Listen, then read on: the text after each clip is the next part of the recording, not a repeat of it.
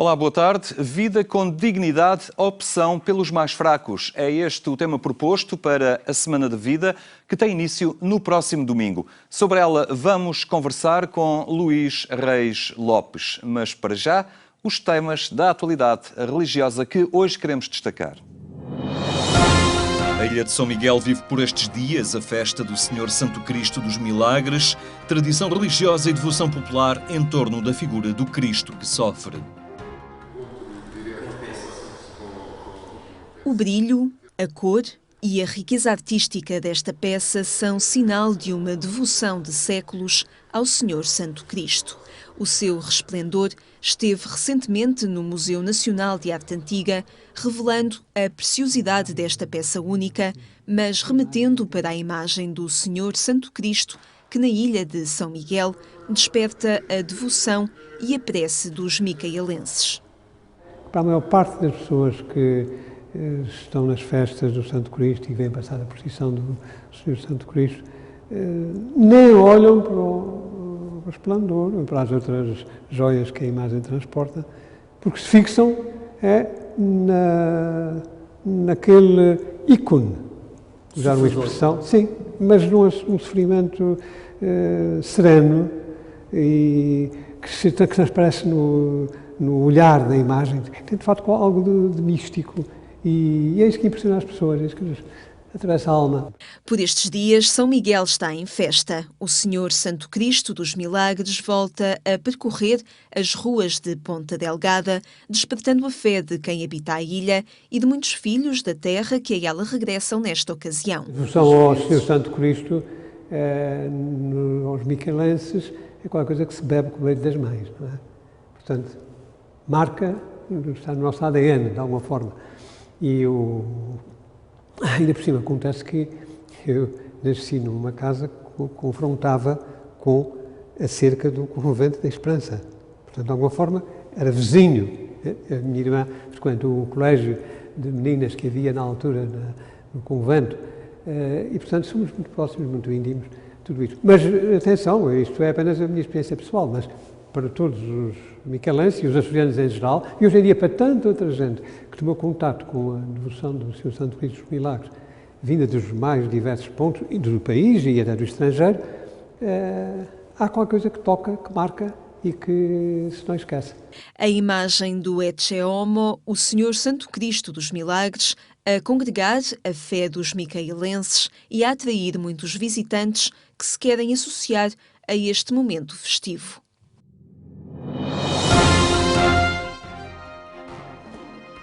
Foi apresentado o número 10 da revista Invenire, uma publicação dedicada aos bens culturais da Igreja.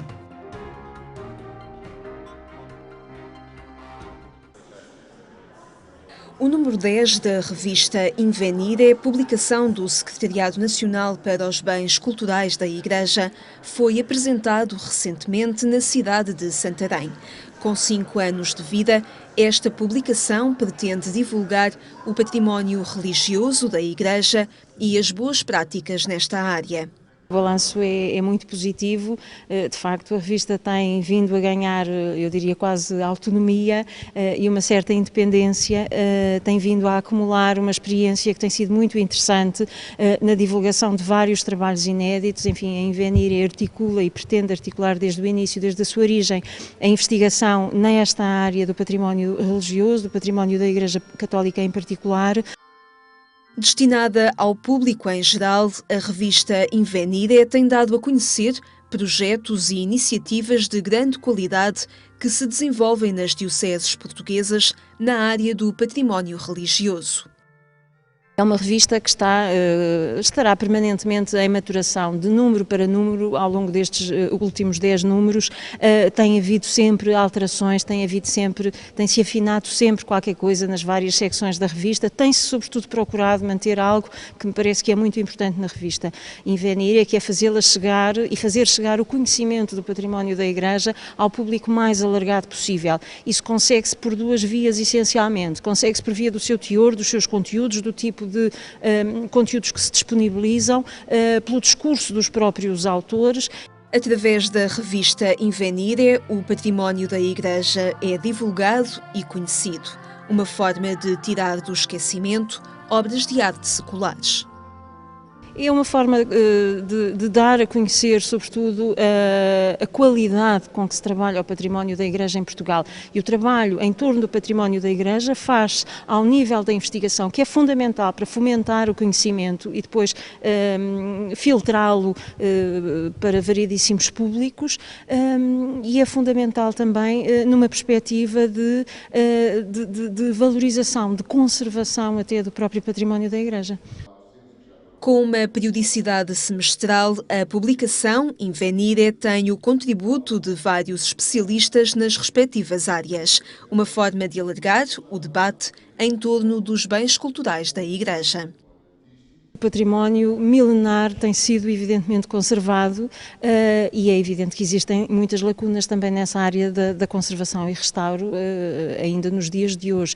Mas mais do que destacar isso, mais do que relevar os maus procedimentos, porque eles existem e todos nós sabemos disso, creio que neste momento interessa relevar sobretudo as boas práticas que são crescentes e isso é um motivo de incentivo, evidentemente, para que este trabalho não esmoreça, para que este trabalho continue, porque justifica e prova de alguma forma que a investigação, que a divulgação podem efetivamente ter os seus frutos.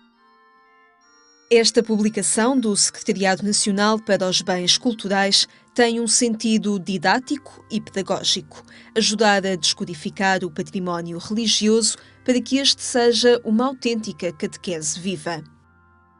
A Invenire tem necessariamente um papel pedagógico e didático, porque é também essa a função do património da Igreja, ter um papel e uma missão pedagógica, catequética, evangelizadora eventualmente também, e a Invenire pretende fazer isso também, evidentemente, através da análise das obras de arte, através da transmissão daquilo que são as suas características sob o ponto de vista da iconografia, sob o ponto de vista da mensagem intrínseca em cada obra de arte, e isso tem sido felizmente feito por grandes especialistas.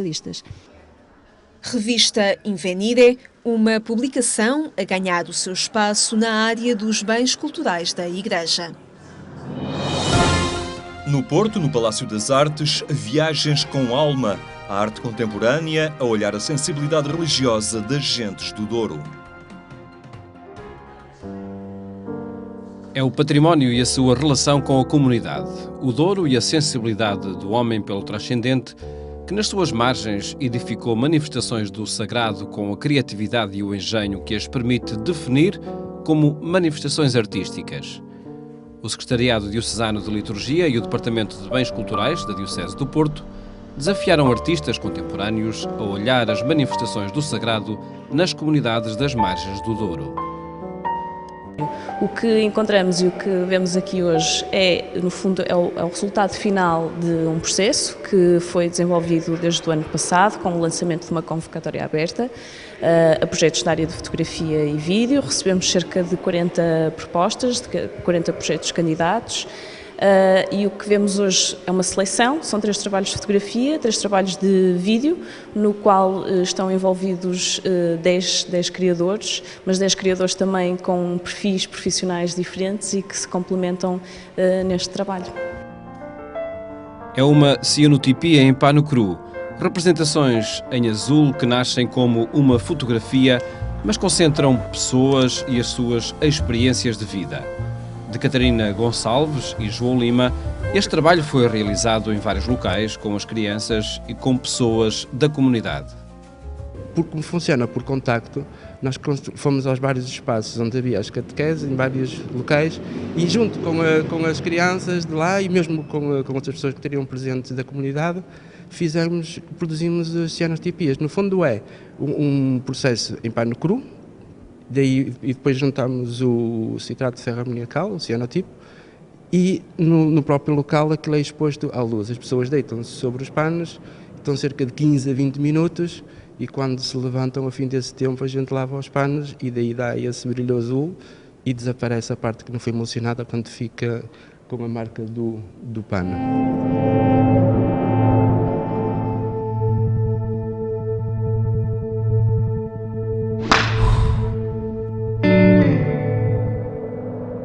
O documentário de André Vieira e Priscila Fontoura mostra os espaços do sagrado, os templos que se abrem aos que celebram a sua fé ou a visitantes em busca da beleza da arte. Para quem tocam os sinos.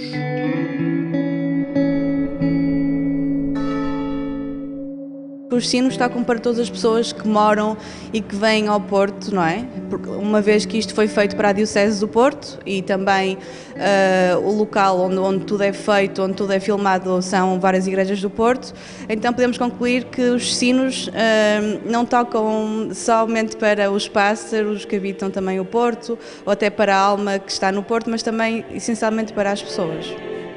Presentes também os trabalhos Vídeo Talha Douro e Santos do Douro, respectivamente de Leonel Menezes, Sara Pereira e de Mariana Marques. A fotografia mostrava Oragos Privados, de Marlene Pinto e Sérgio Rolando, e do lugar para a matéria Sobre a Memória, de Paulo Cunha Martins. Esta exposição tem alma? Tem muita alma e é uma viagem muito interessante ao longo de 8 concelhos do Grande Porto. São 8 concelhos ribeirinhos, são 8 concelhos que se situam nas margens do Rio Douro, e o que vemos aqui é o resultado de um trabalho que foi feito pelos criadores, definitivamente com muita alma. As margens do Douro e as suas comunidades cristãs, as manifestações de fé e a sensibilidade dos artistas contemporâneos. Uma exposição coletiva que esteve no Palácio das Artes, no Porto.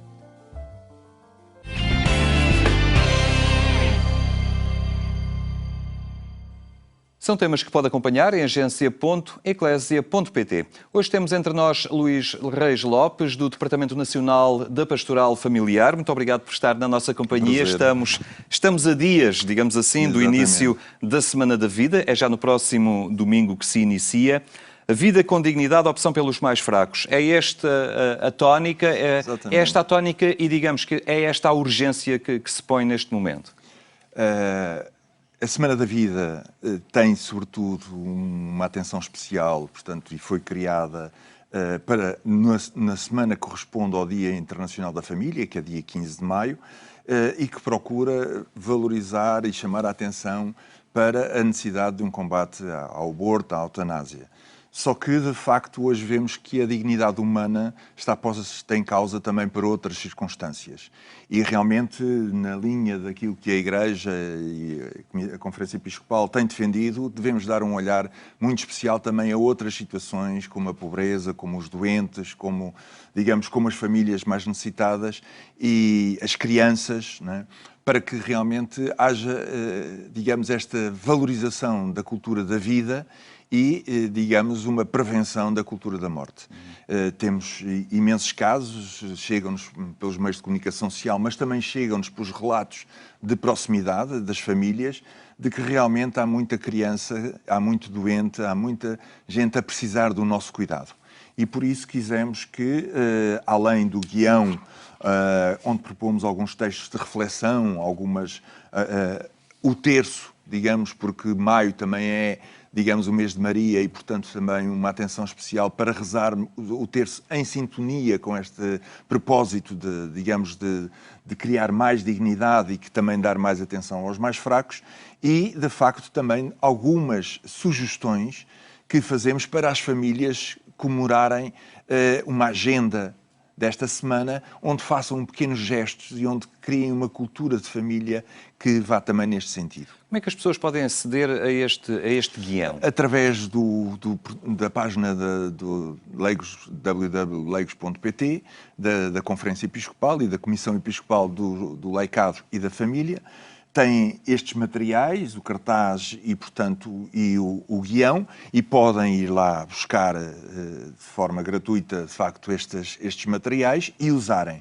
É evidente que nós procuramos sempre que haja também a possibilidade destes materiais chegarem através dos secretariados, através dos movimentos, a mais famílias. E é isso também que lançamos aqui um convite para que usemos as nossas relações, boas relações de vizinhança, para que façam também chegar esta proposta. Achamos que, de facto, estamos a viver tempos muito difíceis e que as pessoas também precisam de ouvir uma palavra de esperança e também entrarem em sintonia com este desejo do Santo Padre e dos nossos bispos, de que realmente as periferias chegar em missão a todos, não é? Que consigamos fazer chegar esta Semana da Vida e celebrar esta Semana da Vida com maior intensidade em todas as famílias. Já referi há pouco as áreas de incidência desta Semana da Vida e este guião sublinha, nomeadamente, estas, digamos, vários capítulos ou várias dimensões, desde aqueles que estão para nascer, as crianças, os doentes, pobres, os idosos, portanto, Exatamente. tudo vertentes, todas elas muito caracterizadoras da realidade familiar. São propostas nossas, atenção, as dioceses podem adaptá-las. Terem a criatividade necessária. Exatamente. Sabemos, e também pomos aqui no guião, algumas iniciativas que nos congratulamos muito, de várias dioceses, onde, a terminar esta semana, dia 17 de maio, têm programado festas da família, que são muito importantes, que também sejam elas mobilizadoras, não só das estruturas paroquiais, vicariais, mas também dos movimentos e de outras pessoas que participam nestas festas. Sabemos que há em Braga, que há em Coimbra, em Leiria, Lisboa e noutras dioceses estamos a receber essa informação, para que de facto isto seja bem conhecido e de alguma forma queremos que também a participação da família, e quando falo de família não falo só de casais, ou seja, que nessas festas venham as crianças, os jovens, os idosos, não é? Que toda a gente participe nessas festas e, nomeadamente, sabemos que ao longo desta semana também vai haver a bênção das grávidas, também a celebração dos 50 anos, 60 anos, 70 anos de casamento, de matrimónio, portanto, realmente tem este caráter festivo, mas também, de alguma forma, empenhativo nestas problemáticas. Muito recentemente, recordo esta questão na abertura da Assembleia Plenária da Conferência Episcopal Portuguesa, o seu Presidente, Manuel Clemente, referia esse abaixo-assinado que reuniu 50 mil assinaturas e que partiu da sociedade civil, assinaturas de cidadãos comuns, para que fosse, de alguma forma, revista a questão da lei do aborto. Ao fim e ao cabo, o Presidente da Conferência Episcopal fez um apelo direto a que a Assembleia da República olhasse esta situação, passado este tempo, que reavaliasse esta lei, também com base neste volume de assinaturas que foram entregues. Como é que o Departamento da Pastoral Familiar encara esta questão? Com muito agrado, digamos, toda esta movimentação da sociedade civil e, portanto, de muitas associações ligadas à Igreja e até o próprio empenhamento de muitos secretariados nesta promoção deste combate, porque é, de facto, um combate. E, portanto, a nossa posição é, de facto, de apoio a essas iniciativas que, de facto, esperamos que sejam reconhecidas também pelo poder político e pela Assembleia da República, porque, de facto, isto é um combate que se faz a diferentes níveis, digamos, desde a cultura da família, da qual nós damos aqui particular atenção, e depois, na sua autonomia própria, os movimentos da sociedade civil têm que desenvolver as suas demarches, não é, para fazerem-se ouvir e para reivindicar aquilo que é claro. Quer dizer, o aborto é um atentado à vida e nós somos pela vida e defendemos a vida em todas as suas formas, mas também a vida com dignidade. E aí temos que, de facto, tomar atenção, porque realmente temos que dignificar a família cada vez mais e ser capaz de combater todas as formas de violência que existem na nossa sociedade, para que a família seja respeitada, valorizada e para que realmente as pessoas percebam que, respeitando esta cultura da vida, haverá mais vida. E nós queremos, digamos, que na nossa sociedade isso seja mais claro e mais forte. Vivemos uma grave crise na natalidade que temos e agora neste período pré-eleitoral começam a surgir medidas com alguma timidez por parte dos nossos governantes no sentido de incentivar, de apoiar a família, de incentivar a natalidade. Como é que têm visto no Departamento nós temos falado muitas vezes e creio que também facilitadoras, é esse o sentido, digamos, da Comissão Episcopal e dos senhores bispos, é que, de facto, a cultura, temos que ter uma sociedade amiga da família e que temos que ter uma economia mais amiga da família e, de facto, não temos receitas e aqui a fórmula mágica mas, de facto, temos que ter uma reflexão muito séria, um compromisso muito sério para que seja possível os casais jovens, por exemplo, casarem mais cedo, terem outras condições, para que de facto seja possível desenvolver também essas famílias numerosas que nós tanto desejamos. Isto não passa só por uma mudança de mentalidades, passa também por mudança de condições reais, aonde o trabalho, porque se estamos a pedir uma estabilidade, digamos, nas famílias, a gente vê cada vez mais o emprego é instável, a instabilidade, a mobilidade é terrível, a mudança de casa, a mudança de carro, muda-se tudo, não é? Toda a sociedade de consumo nos leva e nos promove para mudarmos de coisas e de objetos, etc. E, portanto, de facto, nem tanta mudança... é uma mudança de atitude. Nem tanta mudança, algumas coisas têm que ser estáveis. E nós gostaríamos que os responsáveis políticos e que a sociedade desse mais atenção, as empresas e isso tudo, à necessidade de dar estabilidade aos casais que querem também ter filhos. Não é? Porque vemos que muitas pressões sobre as mulheres para não engravidarem e para, enfim. Para e, portanto, há muita coisa a mudar e tem que, se calhar, ser uma resposta mais global e esperamos que, digamos, as próximas eleições também, este debate político para as eleições possa contribuir para nos esclarecerem se esse quadro vai ser criado ou não.